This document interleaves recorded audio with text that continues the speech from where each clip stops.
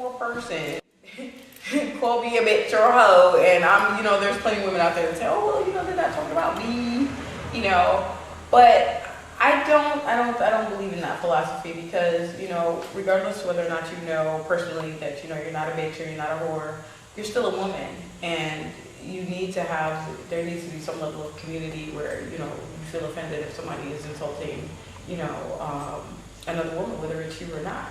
It's like if someone's gonna disrespect somebody's mother, well, that's not my mother. It's somebody's mother. You know what I'm saying? So I was like, geez, if I have to hear that one more time.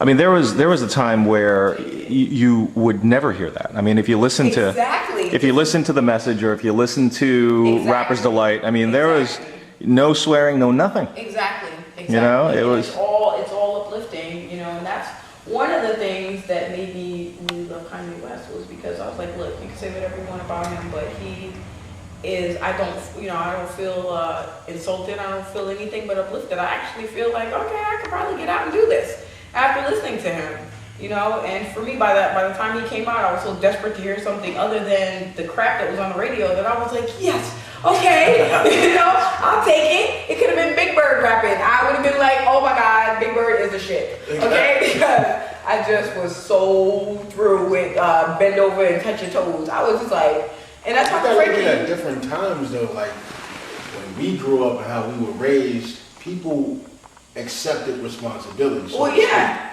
So you couldn't run down the street like Jonas made a point, like when we were like 7, 8 years old, any elder in the street could be like, hey, here's money, go get me some cigarettes and a beer. But it never crossed your mind to like, oh well, I'm gonna get a sip of this beer.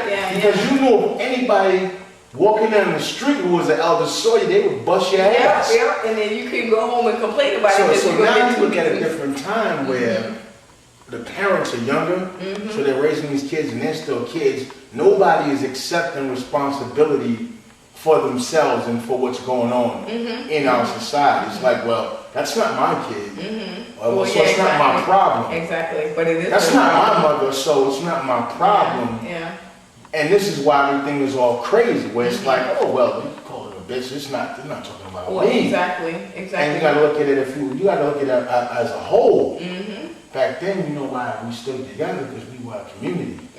Now you look at everybody who don't accept responsibility for anything. So we're no longer a community because we're disconnected from everything. Every man for himself, and everybody's trying to see. For me, the problem started when hip hop became a vehicle to get paid. Yeah, it's like get yours. Everything now is get yours. Get yours. Yeah. What they don't tell you when they're yelling at you to say get yours, is that you need a team to get that. There's nobody single-handedly pulling off anything. It just doesn't happen that way. That's why they're called corporations and businesses. They start with a team of people playing their positions. Each person does, each person brings their expertise and know-how to the collective. And that's what has really been bothering me about hip hop. Don't get me wrong, I listen to my fair share of grimy shit and whatever. Well, I mean, there's a time and place for everything.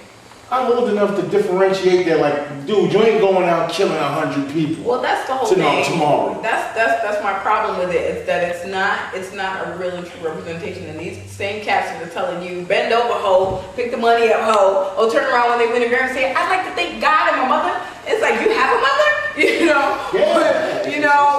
When Talib has this line where he's like, I never call a woman a bitch because I love my mama. I was like, oh my God, I wanted to run up to him and hug him because it's just like, somebody acknowledge that you have a mama and that, you're thinking about her while you up here spouting this madness.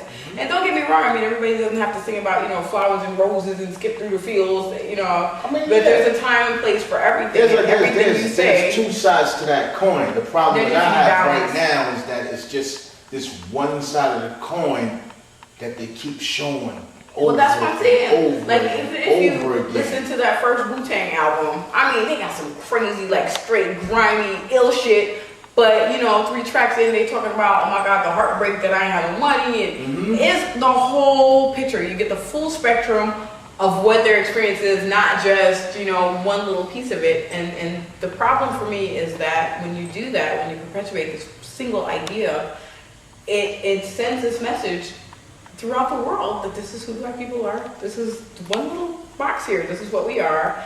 And next thing you know, I'm at the train station, true story, and some drunk dude, sits next to me talking about, yo, what up, baby? And I'm like, excuse me? And I said to him, you've been watching too many videos. You can't just approach me like that, but the idea is being sent out there that, Black women are hoes, and, if you swipe a credit card down their ass, they'll laugh, they'll think it's cute. And it's like, you gotta realize that, these images, these ideas are not just being seen by the local hood, they're being seen all over the world. And so when you represent a culture, when you represent a group of people, you have to be really conscious of what you're saying, and who you purport yourself to be. There was some rapper, I can't remember who it was. It might have been Jay-Z. And he went to Africa, and he gets off the plane, and they're like, what up, nigga? What up, nigga? And it's just like, ooh, it gives you pause, like, okay, I had to really talk about that, I'm sending this idea out here. And now once the cat's out the bag, you can't put it back in. So it's just like, my plea to rappers out there coming out, I know, you're trying to get paid, you're trying to say what sells and so on, but, balance it out. You get your grimy on, you can be a straight thug, but, thugs have hearts, thugs cry, thugs feel bad about shit, talk about that stuff. It doesn't have to be, this whole chase. You know what I'm saying? You want to struggle. Something where,